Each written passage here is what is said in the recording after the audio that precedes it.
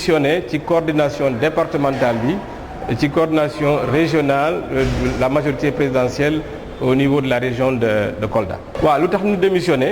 wax naa la ko bon daanaka ni UCS pour la forme la nekk ci pouvoir bi ci coalition bi ku nekk xam na Abdoulaye Baldé en tant qu'homme d'État mais depuis la réélection du président Macky Sall vous voyez ce qui se passe alors on ne comprend pas mais comme moom ba léegi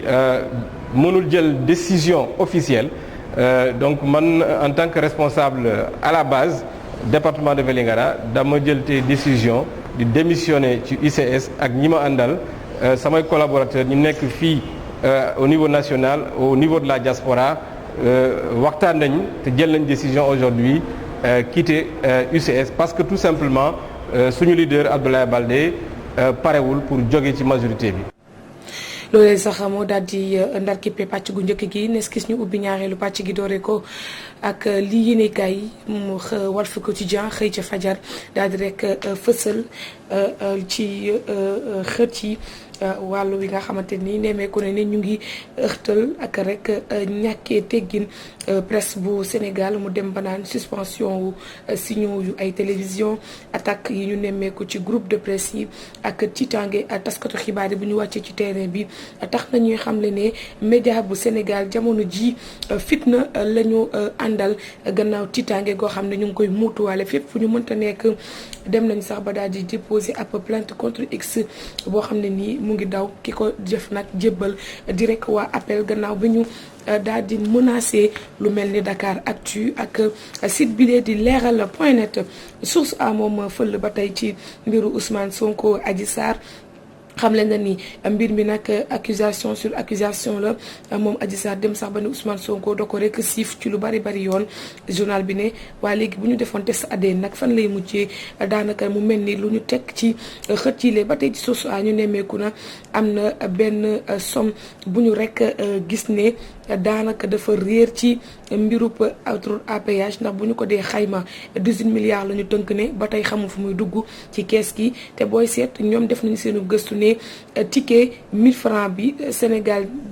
ticket 1000 francs boo jël Sénégal amu ci lu dul 180 francs mu doon nag ab gëstu bi nga xam ne def nañ ko ci renégociation bu rek li nga xam ne moom moo di contrat bu Eiffage Vox Populi moom ci mbiru Ousmane Sonko la xëyee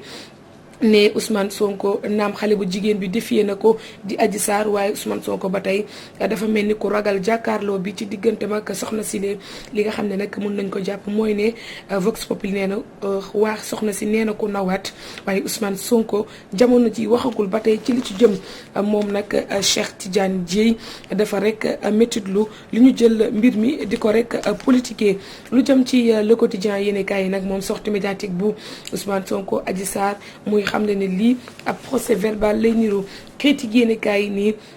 lu jëm ci njeexitalu état d'urgence ak état d'urgence sanitaire ak couvre-feu dem na banaan ouf basta xam le ne Sénégalais yi sonn nañ ci fànn wile Adji Sarr nag dex nañu ab mbiram ci xët yile ne le viol va accoucher d'un bébé mel ni rek kuy def allusion ci lu jëm ci wàllu siifu ki nga xam ne moom moo di Adji Sarr mu jàpp ne dañu ko siif waaye tamit wax ne moom fësal na ab ëmbam lu jëm nag ci évidence yéenikaay yi moom nag dafa rek jox kàddu docteur Moustapha Fall mi wax yi tamit ci mbiru affaire Sweet Beauté mu ne affaire bi am na ndigg sërëx guñ ci ndemmeeku complot ou pas lañu laaj ndax complot bi dañu ko def ci ndodd di état wala Ousmane Sonko la ñu comploté ak lu ci mën a am mu ci indi ay leeral ci xët yi exclusif yéenekaay yi nag ne njiitu réew Macky Sall moom gannaaw bi mu dégloowee ndawam jamono ji mu ngi déroulé lu toll ci 300 milliards de francs CFA la rek daal di teg ngir financer emploi ak yeneen ni mbir gannaaw bi mu ne train de vie de l'état yi tamit da koy rek daal di changé ak réaménagement wu budget bi ci ministère bi dënk wàllu finance ak wàllu budget ngir ñu xool nes def ba yëkkati lu toll ci fukki milliards ci suñuy koppar def ko ci wàllu emploi des jeunes 24 heures yéenekaay moom fël nii ndax am na amiral buy jiite bato bi ndax jamono ji Sénégal gàllu goosee état bu Sénégal lortu ci nekkin front yëpp daal di ubbeeku 24 heures samp laaj ci gile ci xët yi li quotidien nag wax ci crise sociopolitique bi Sénégal di dund mu ne Macky Sall nag jamono ji yeewu na jamono jooju la opposition bi di organiser wu di xool nes def ba tegal ko ndiggi sarax ngir jëlee ko fii direct news moom àddu ci lu jëm ci wàllu indemnité ak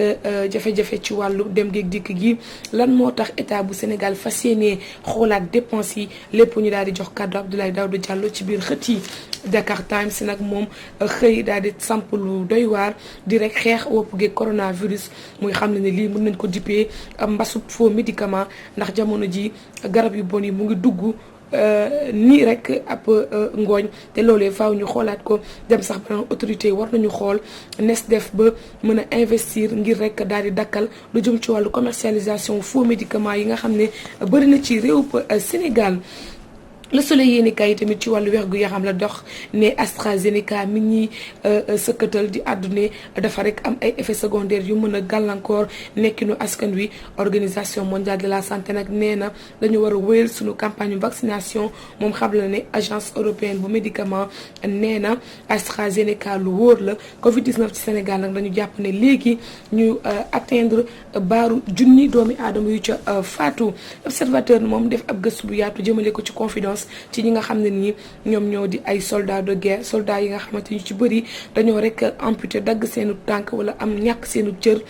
gannaaw bi ñu jaaree ci ay mine ñu ci bëri nag dañoo daal di blessé ki nga xam ne nag moom moo di Mohamed Ka gannaaw bi mu blessé ak ñetti soldats yoo xam ne dañ leen a amputé ci ay mission yu ñu amoon ci terrain bi ñoom wax nañu seenu njàqare ak la ñuy dund saa su nekk tribune yéenekaay yi nag moom wax ci li nga xamante ni moom moo di réseau brigade ca Pikine rue 10 bi nga xamante ni dafa am rek ñu leen a faagaagal bataille rangée bi ñu nemmeeku entre bandits ak policiers dem nañu sax ba daal di caa gaañ ab policier kenn ki nag kuñ ca teg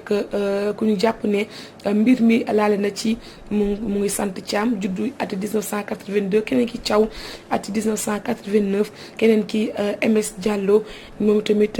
1988 juddu ñoom ñëpp arrêté nañ leen ki ñu naan Akon moom ñu ngi koy wër jamono jilee Les Échos yéenekaay yi tamit loolee la daal di xëy fësal ni policier ba sax dañoo mujj damm loxo bi kenn ci moom dafa rek sàcc li nga xam ne moom moo di ab pistolet ak lu ci mën a am ñu ngi àddune ab réseau de gang bu garaaw nemmeeku nañ ko ca diwaanu Pikine rue 10 ñu wax ci libération mi daal di xëy fësal ci mbirub fitna gi nga xam ne ñu ngi koy gàll ci ndodd yi nappkatu sénégalais yi ni jàppoon rek ay chinois ñoom ñoo sànni woon tooke ci seenub gaal ñett ci ñoom jot nee naa teg loxo jamono ji enquête ba mu ngay daal di wëy lu mandat nag moom xëy fësal criminalité phonique bi ñu nemmeeku ñi nga xam ne nag ñoom ñooy jàpp doomi li nga xam ne moo di jur gi di leen rek rey wala sax di dagg gàncax gi ñoko la ko baa fi mu ne agressé nañu ko loolee le mandat xëy fësal ak gëstu gu yaatu gëm ca toftal Rewmi Quotidien